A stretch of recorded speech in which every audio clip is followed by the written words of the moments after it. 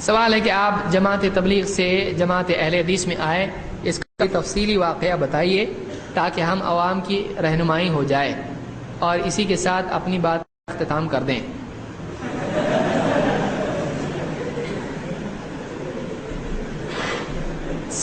وقت بہت ہو چکا ہے اور 10 بج چکے ہیں، تو دیکھیے ابھی اس میں تفصیل میں جانے کی کسی کی آپ بھی تھی، کوئی کسی کے لیے رہنمائی نہیں ہوتی ہے۔ ہاں یہ کہ کسی کے لیے حوصلہ افزائی ہو سکتی ہے۔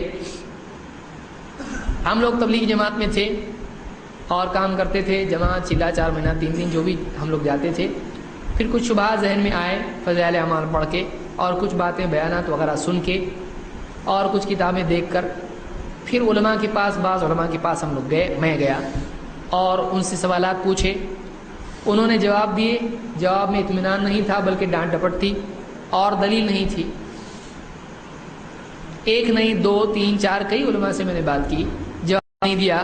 اور اطمینان بخش جواب نہیں ملا، دلیل کی روشنی میں تھا، بس بڑے بولتے ہیں تو صحیح ہے، ایسا کیسا غلط ہو سکتا ہے، اتنے سب پاگل ہے، اس طرح کی باتیں تھیں اس میں قرآن میں ایسا ہے، حدیث میں ایسا نہیں تھا۔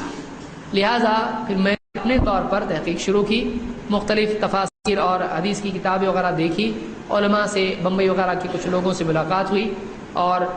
اس میں میں نے ان سے بات چیت کی، مطالعہ کیا، پھر کچھ فارن اسٹوڈنٹس تھے، ان کی لائبریری سے کچھ عرب کے علماء کی خطابات سننے میں آئے، اور ان کی جو حدیث کی باتیں اور فقہ کی باتیں میں نے سنی، اس سے دل کو اطمینان ہوا کہ قرآن و سنت کی بات ہے، اس کے اوپر کوئی اور پیمانہ نہیں ہے،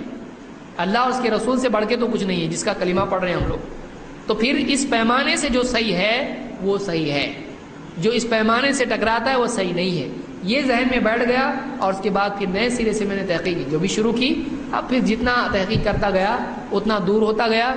اور پھر اس کے بعد میں وہاں سے بھی کہا کہ بتاؤ اس طرح کا معاملہ ہو گیا، باہری اچھے، ہم نے کہا ٹھیک ہے ہم باہری اچھے،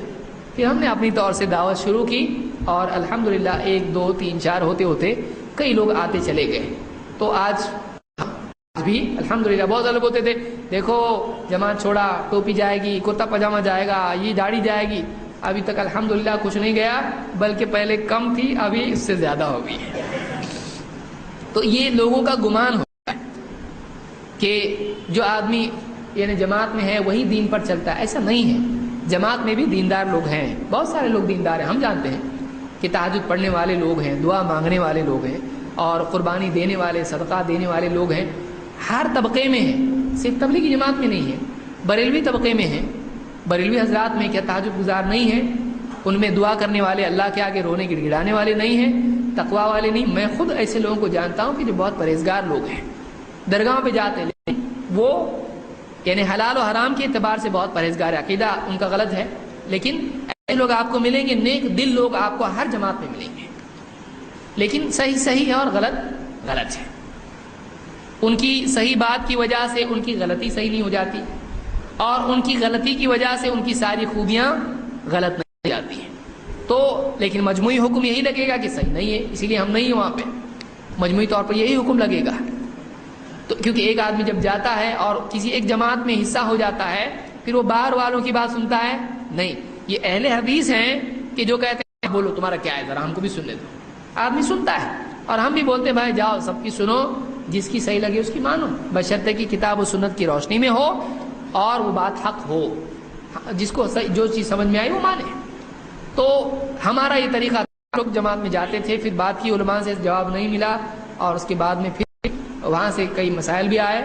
اور اس کا میں تفصیلی ذکر کرنا مناسب بھی نہیں سمجھتا ہوں، کسی جماعت کو ٹارگٹ کرنا ہمارا مقصود نہیں ہے، آج امت میں سب لوگ کام کر رہے ہیں، ہمارا درد یہی ہے کہ کتاب و سنت کی روشنی میں کیوں نہیں، کام ہی کرنا ہے نا، کہ ایک آدمی بول رہا ہے کامیابی 100% نبی صلی اللہ علیہ وسلم کے طریقے میں ہے، باقی سارے طریقوں میں 100% ناکامی ہے، تو اس کو کیوں نہیں اس کی روشنی میں باقی ساری چیز طے کی جاتی ہے، ہمارا درد یہ ہے، تو اہل حدیث کے یہاں آنے میں ہم کو اطمینان ہوا کہ بھائی یہاں پہ کوئی آدمی غلطی بھی کرتا ہے تو وہ دلیل نہیں بنتا ہے، اس کی بات غلط ہے، لیکن وہاں ایسا نہیں ہے، ارے اتنے بڑے ان کی بات الٹی بھی سیدھی ہوتی ہے، تو ایسا ہمارے یہاں پہ نہیں ہے، کوئی عالم اگر غلط بات بولتا ہے، دوسرا بلکہ بعض اوقات طالب علم بتا رہا ہے کہ نہیں آپ کی بات صحیح نہیں ہے، یہ امت صحابہ کا طرز تھا، یہ قیامت تک کے لیے ضروری ہے۔ تو آج میں سمجھتا ہوں تبلیغی، دیوبندی، بریلوی جتنے بھی ہمارے بھائی ہیں ان میں بہت سارے اچھے لوگ ہیں، اور اہل حدیث میں بھی اچھے ہیں، برے بھی ہیں، ان میں بھی اچھے ہیں، برے بھی ہیں، لیکن منہج جو ہے وہ اہل حدیث کا صحیح ہے۔ آپ کو آج تک جو سمجھ میں آیا وہ یہی کہ بغیر طرفداری کتاب و سنت کی روشنی میں بات قبول کی جائے، وہ ہم نے یہیں سے سنا۔ یہ منہج ہم کو اینڈ میں آ کے یہاں پہ ہمارا جو ہے ناؤ ادھر رکی ہے، یہ ایسا، اس سے بہتر کچھ نہیں ہے۔ اللہ اس کے رسول سے بڑھ کے اور کیا بہتر ہوگا، اس سے بہتر کچھ نہیں ہے۔ اللہ تعالیٰ ساری امت مسلمہ کو آپس میں متحد ہونے کی توفیق عطا فرمائے، جماعت کے جھگڑے پہ لڑنے سے بچائے، اور ایک دوسرے کی بات سننے والا ہم کو بنائے۔ بھائی آپ اپنی بتاؤ، ہم سنتے ہیں، بیٹھو، ہم ایک گھنٹہ بیٹھ کے سنتے ہیں، بتاؤ ہم کو، میں اکیلا سننے کے لیے تیار، بتاؤ مجھ کو، آج بھی میں سننے کے لیے تیار ہوں۔ آج بھی پچھلے رمضان میں ایک ہمارے پرانے ساتھی تھے، وہ ان کا دل آیا مجھ کو سمجھانے کے لیے، میرے گھر پہ آئے اور بیٹھ کے انہوں نے بات کی۔ میں نے کہا آپ کیا حساب سے آئے ہیں؟ کہا کہ سمجھانے کے لیے، میں بس ملاقات کے لیے آیا ہوں۔ میں نے کہا آپ اپنی پوری بات کہو، مجھ کو کوئی اعتراض نہیں ہے، لیکن ایک شرط پہ میں بھی بات کروں گا، صرف سنوں گا نہیں، میں بھی بات کروں گا۔ میں نے بھی بات کی۔ تو ہم سننے کے لیے تیار ہیں، ایسے نہیں کہ بھائی ہم بات ہی سنتے نہیں، گمراہ ہو جاتے ہیں۔ ہم سننے کے لیے تیار ہیں۔ آج بھی اگر مجھ کو کوئی سمجھانے کے لیے آتا ہے، میں اس کے لیے خود چادر بچھا کے بولوں گا بیٹھو، میں بات سنتا ہوں آپ کی، کوئی ہم کو مسئلہ نہیں۔ وہ ہمارے بھائی ہیں، آج بھی ہمارے دل میں ان کے لیے ہمدردی ہے، اور ہم یہ چاہتے ہیں کہ جو آپسی انتشار، اختلاف، دشمنیاں، دوریاں ہیں، یہ ختم ہو، ہم ایک دوسرے کی بات سننے والے بنیں، اس میں سے جو کتاب و سنت کے مطابق ہے اس کو قبول کرنے والے بنیں۔ اللہ تعالیٰ اس بات کی ہم کو توفیق عطا فرمائے۔ اقول قولی ھذا واستغفر اللہ لی ولکم۔